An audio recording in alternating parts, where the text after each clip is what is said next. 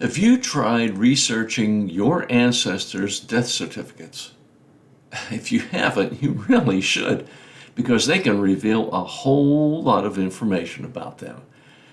And I'll show you how right after this.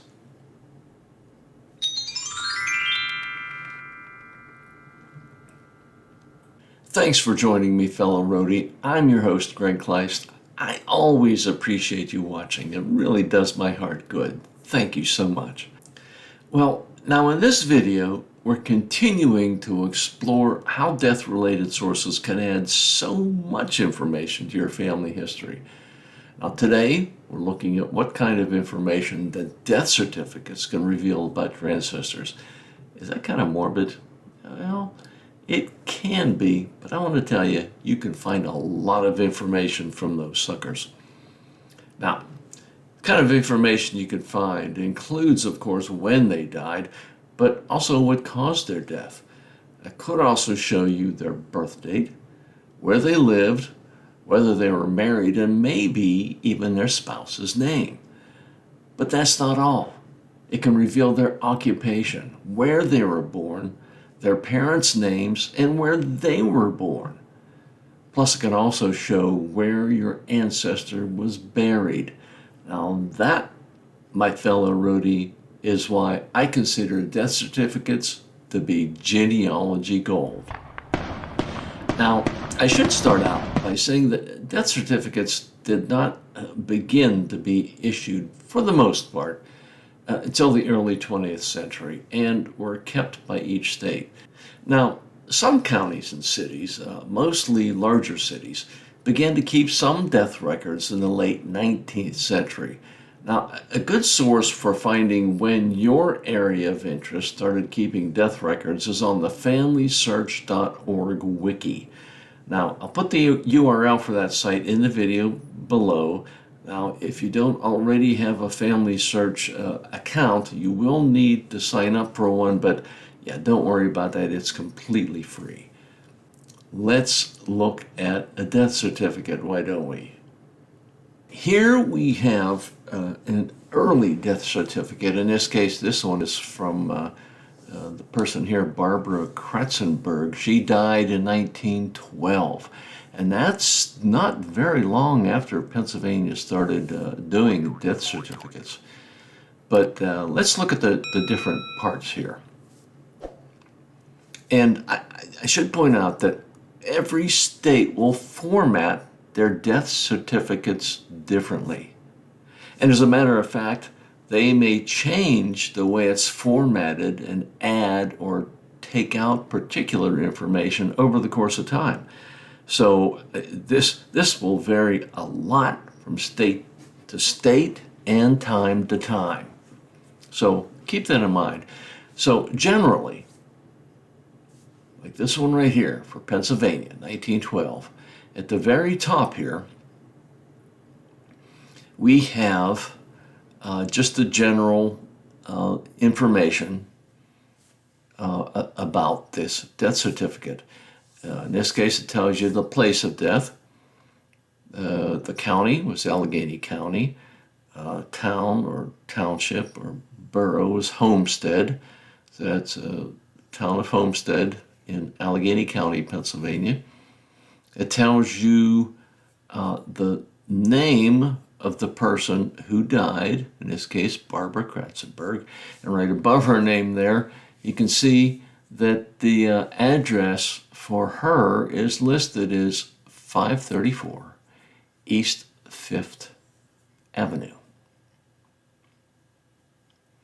Okay, now over on the right, we have some of the administrative information. There will be a file number.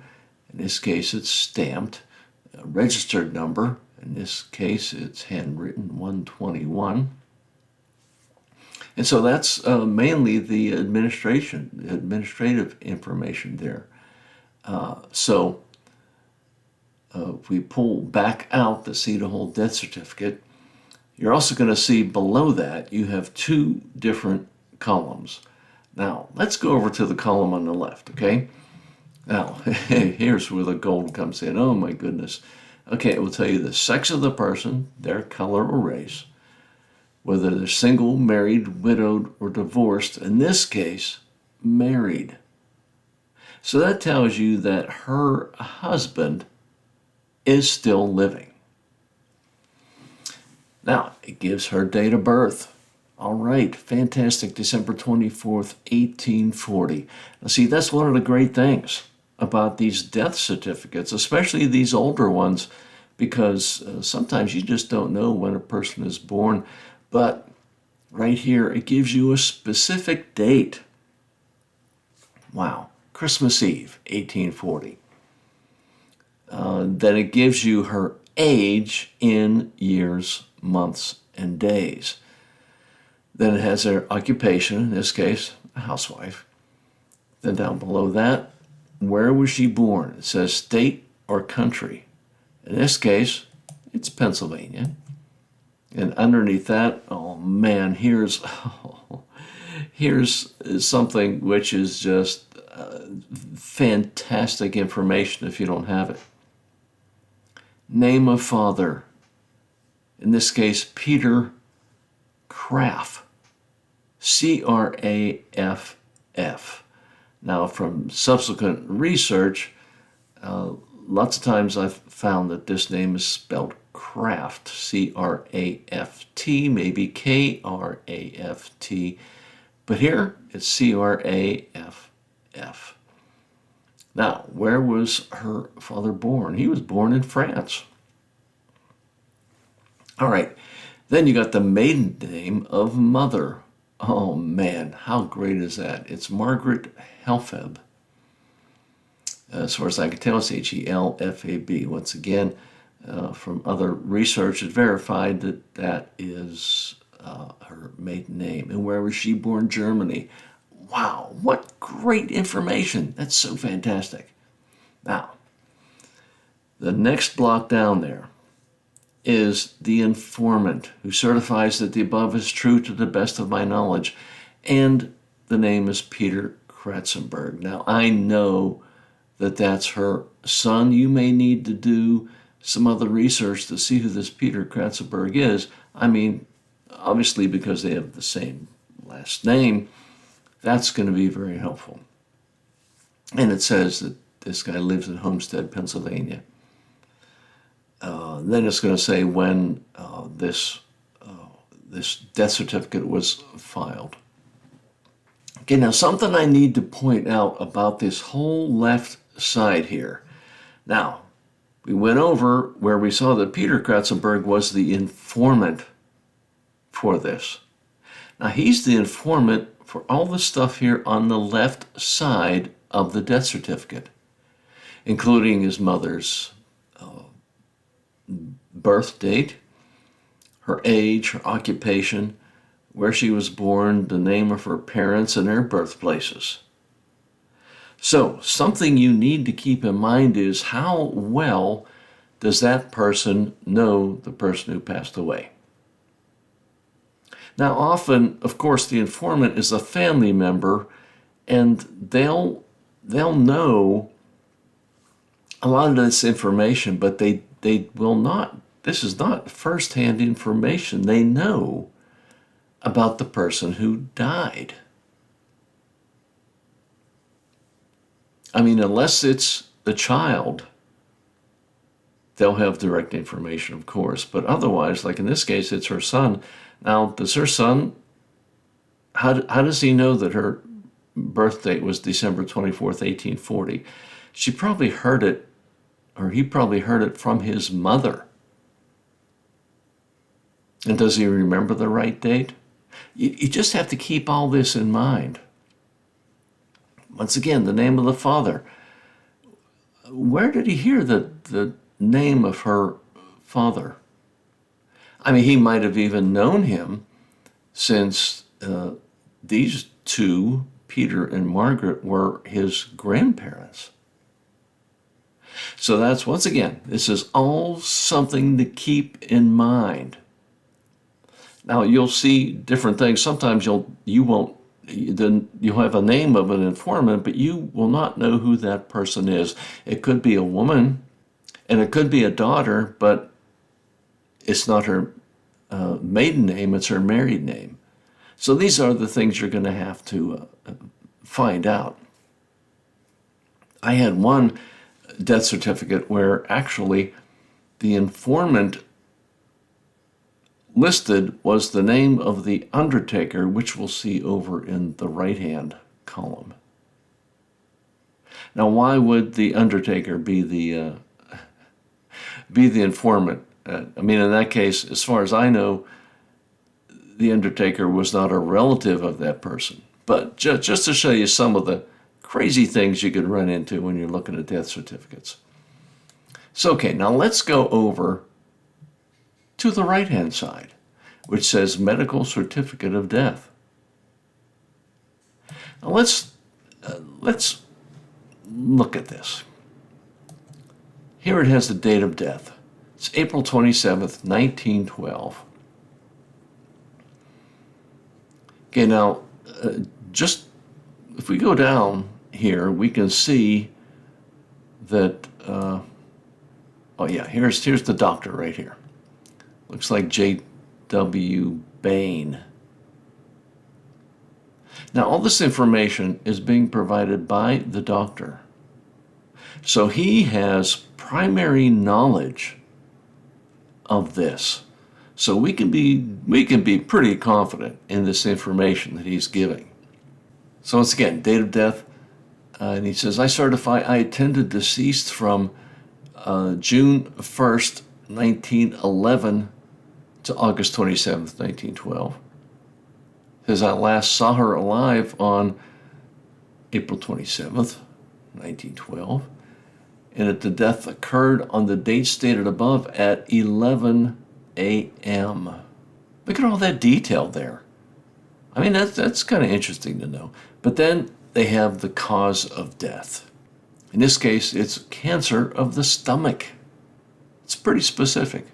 Now, sometimes they can give some medical terms, and you may need to look them up to see what it is. But this is pretty specific, and I think we know exactly what this is. Cancer of the stomach.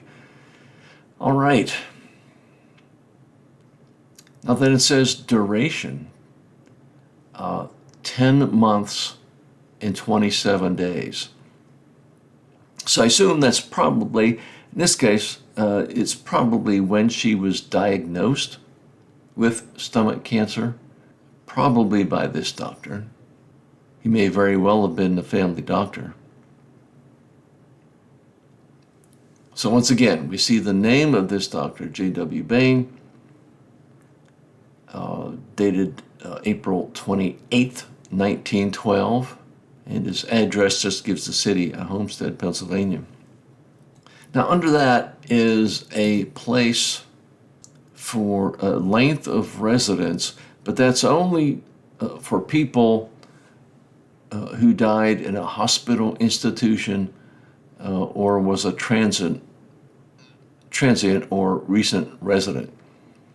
And it'll show how long they've been at the place of death, how long they've been in that state, if it was a disease, where was disease contracted, if it wasn't at the place of death, and then the former or usual residence. Now, that doesn't apply to Barbara here. But, man, look at all that great information you can get if it would apply to them. Fantastic. Now, here's another great piece of information at the bottom here. Place of burial or removal. Holy mackerel. St. Mary Cemetery in Homestead, Pennsylvania. Oh, man. Sometimes you don't know where they're buried, but right here on the death certificate, it tells you where they were buried. And it even gives you the date they were buried, in this case, April 29th, 1912, 2 days after she died. And the name of the undertaker and his address, which I assume was in Homestead, Pennsylvania, too, since that's where Barbara lived. That's where the doctor is. There's lots of times people did die in their own homes, and in fact, had their viewing in their homes or the home of a a loved one, usually a child. Or in this case, since she was still married, it could have been in the home they lived in. It was where they had visitation to see Barbara. All right, so boy, that's a lot of information. So you can see, once again, why I call death certificates genealogy gold, right? So what are you going to do? You're going to go find a death certificate for your ancestors? You certainly should. Sometimes it takes some digging. Sometimes it will take some digging. I know in Pennsylvania, I found this death certificate on Ancestry.com. Now, Ancestry.com has death certificates for Pennsylvania up to a certain date. And of course, they won't have death certificates for every state. And of course, I can't go through every state to tell you if they have them, but they do have them here. Once again, you can go to familysearch.org, the wiki there, once again, link down below, and it will find or tell you where you can find that information. Now, you might have to dig through some links to find exactly where to find it. This particular case in Pennsylvania, you can order a death certificate from the Pennsylvania Department of Health. And you can do that online or by mail, but of course, you're going to pay for them. In this case, $20. It's $20, and if you order it online, they have an extra fee. Why they would do that, I don't know. But an extra fee of $10. So if you order this online, you would have to pay $30. And of course, when you order a death certificate, they ask you the death date for this person. Now, you may or may not know that, and the different places may have different requirements. Now, you might have a general idea. You may be able to narrow it down to maybe a month or a year, and different states will have different requirements for how exact a date they need to be able to find your ancestor's death certificate. But that's going to be different from state to state. They may charge more if they have to do more searching. If you know the date, then they don't have to search as much, obviously. But I'll tell you, whatever it takes to find these death certificates, in this case with Pennsylvania, I found it on Ancestry.com. I have an Ancestry.com subscription. They're not cheap. They aren't. But considering I would have to pay $20 a piece for my ancestors' death certificates, you could see how that could add up, especially if it's $30 a piece. I just go to order 10 of them, and we're talking $300. So it may be worth an Ancestry.com subscription for you if you find that your ancestors' death certificates for your state are online at Ancestry.com. So hey, I just wanted to show you all the information you could possibly find a death certificate. Once again, there can be different information in different states. Most of this stuff is pretty basic and will be in most death certificates in most states. So hey, go out there, find that death certificate, find that information about your ancestors, and I wish you the best of luck. And I'll see you next time on the road to your family history.